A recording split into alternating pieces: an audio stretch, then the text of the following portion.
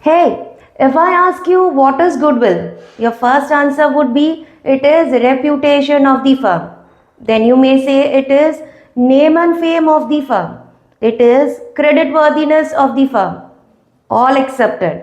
But आपने कभी सोचा है फर्म का नेम एंड फेम, फर्म का क्रेडिट वर्दीनेस, फर्म का रेप्यूटेशन अकाउंट्स में क्या कर रहा है? Why we are studying this in accounts and that too in partnership accounts?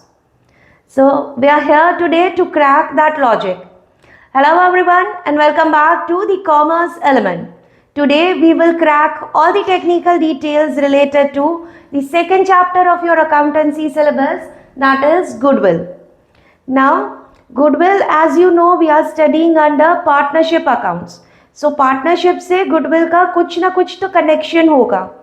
Goodwill is not only important from this particular chapter viewpoint, but आगे partnership के जो भी chapters हैं, whether you talk of admission, whether you talk of retirement, death, change in existing ratio, all the chapters will have goodwill element in it. So stay tuned till the end and we will discuss logically why goodwill comes for partnership accounts. Starting with the definition first. It is say that goodwill is nothing more than the probability that old customers will resort to the old place. कैसे? See, suppose this is my business premises. मैं इस business premises पे last 20 years से business कर रही हूँ. I'm a very good business person. मैं अपने customers को बहुत अच्छे से handle करती हूँ by giving them products of their choice, by giving them credit facilities, by opening the shops regularly on time. And like this, my customers are very happy with me. अब इन happy customers को छोड़ के मैं अपना business sale करके I am going abroad to settle down over there. As such देखो तो मेरे इस बिजनेस प्रेमाइसेस की फिजिकल वैल्यू बनती है 50 lakhs. But the party who is purchasing my shop is offering me 70 lakhs for this shop. Why 20 lakhs more? Why extra? Of course because of my goodwill. यहाँ पे goodwill कैसे काम करेगी? मैं तो मेरा गुडविल लेके अब्रॉड चली जा रही हूँ, तो फिर उसको 20 lakhs में क्या मिलेगा?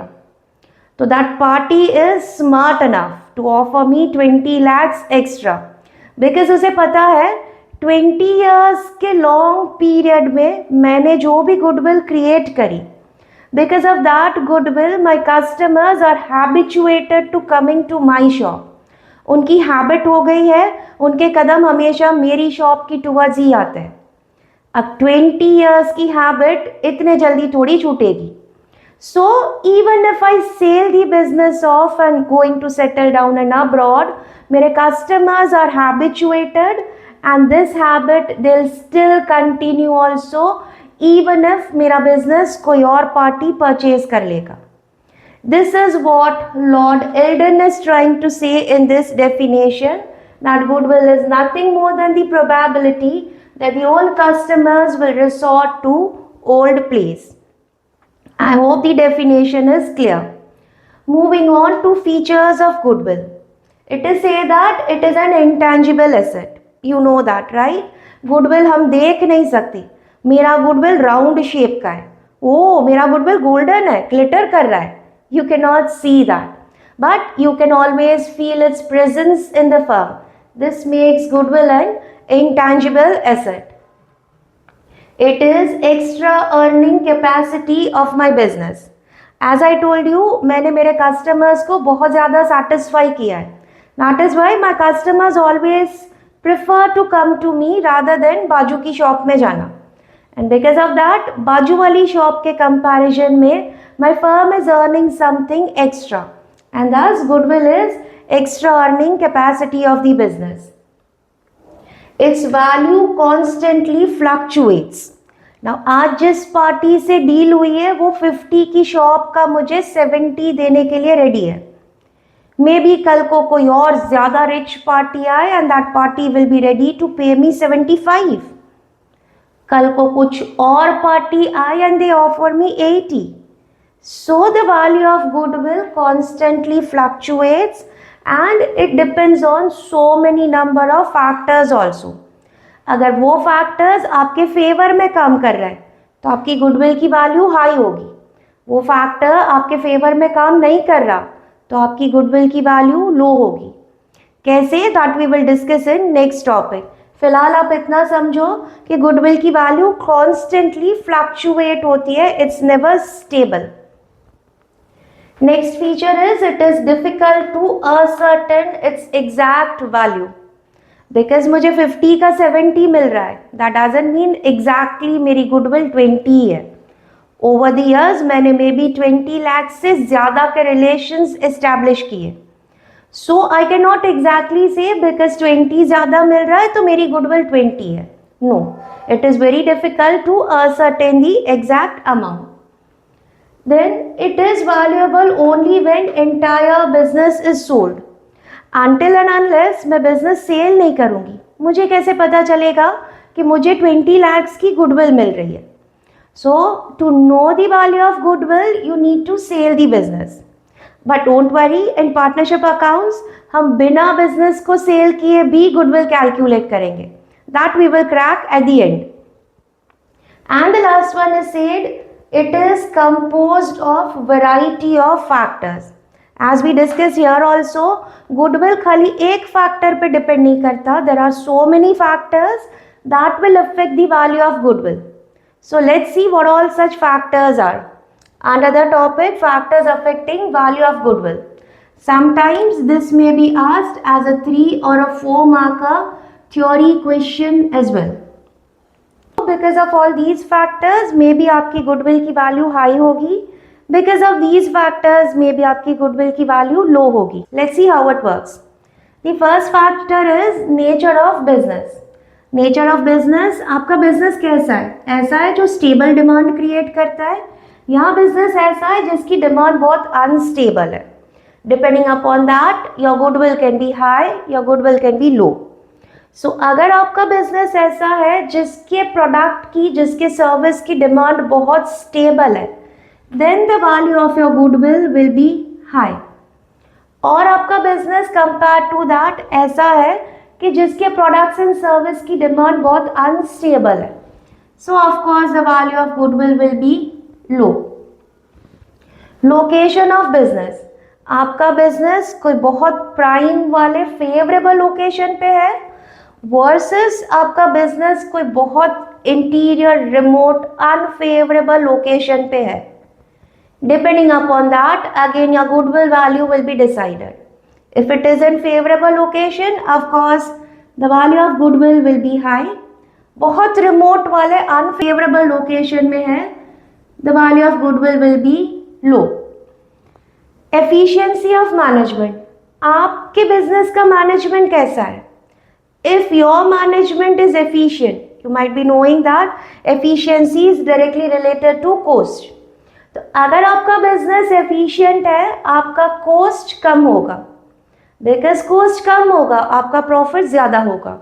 बिकॉज प्रॉफिट ज्यादा दिख रहा है, obviously your goodwill will be high. So if your management is efficient, you'll have high profit and thus you will have high value of goodwill also. Versus inefficient management जिसका profit लो होगा and because of that the value of goodwill also will be low. Market situation, आप market में किस type का competition face कर रहे हो? Whether you are a monopoly firm, if yes, of course the value of your goodwill will be high. And if you are a part of monopolistic form of market, आपके जैसे बहुत सारे business units हैं, obviously आपके business की value कम हो जाएगी, आपकी गुडविल कम हो जाएगी. स्पेशल इंसेंटिव्स, वेदर आपको या आपके बिजनेस को कोई स्पेशल इंसेंटिव्स मिले, लाइक आपके पास गवर्नमेंट लाइसेंस है जो लेना बहुत डिफिकल्ट है, बिकॉज बहुत डिफिकल्ट है, आपके पास है, सबके पास नहीं. Whether you have any patents with you, so if you have any such kind of incentives with you, then of course the value of your goodwill will be high compared to ऐसे कोई incentives नहीं है, regular business है तो है, बस चल रहा है और चले जा रहा है, then the value of your goodwill will be low. सो आपकी गुडविल हाई होगी या आपकी गुडविल लो होगी will be depending on these factors. I hope this is clear. Now moving on further to types of goodwill. See, there are two types of goodwill: purchase goodwill and non-purchase goodwill. Purchase goodwill आप calculate करोगे जब आप entire business को sale करते हो. As we discussed here, 50 lakh की physical shop का मुझे 70 मिल रहा है, 20 जो extra मिला that is my purchase goodwill.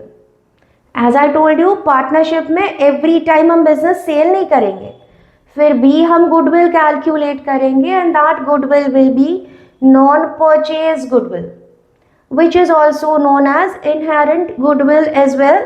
Again this can be asked as your MCQ also.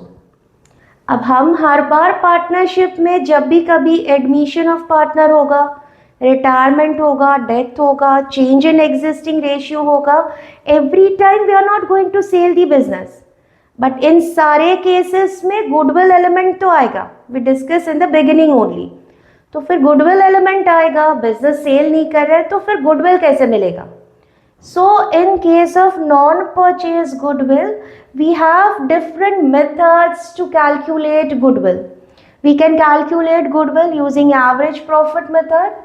We can calculate it using weighted average method.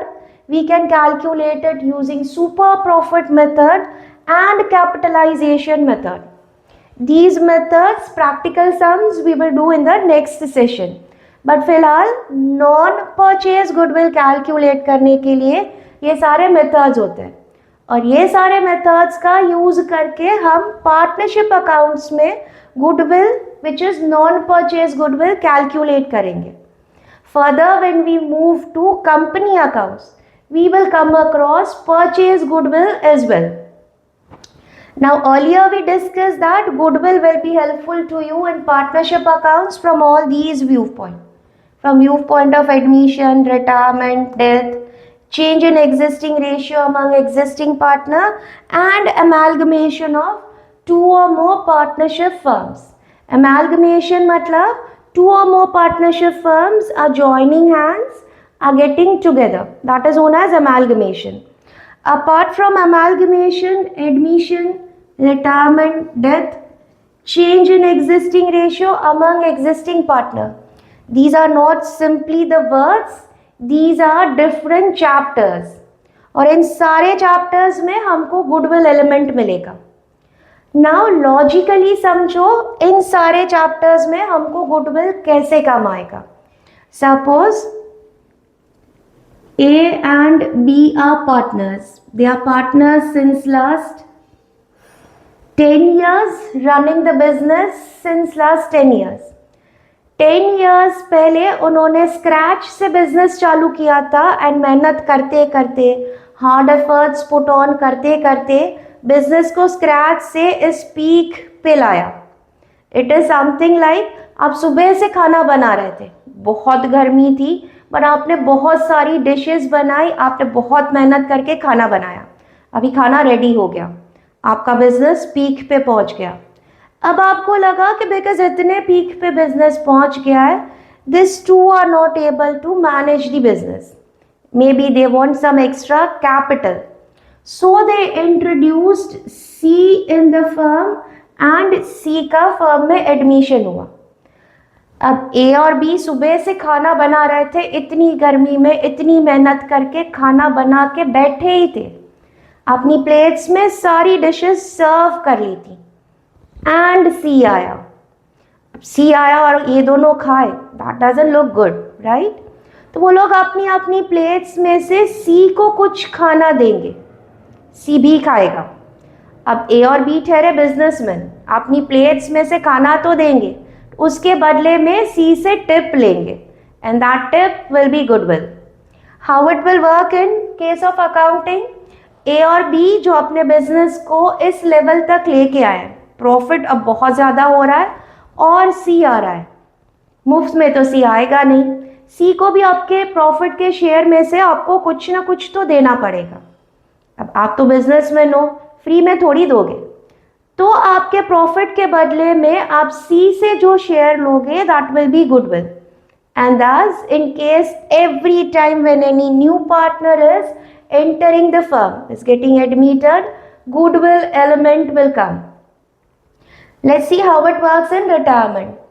अब suppose same A, B and C are partners. All three of them running the business since last 10 years. Scratch से business चालू किया था, यहाँ तक लेके आए.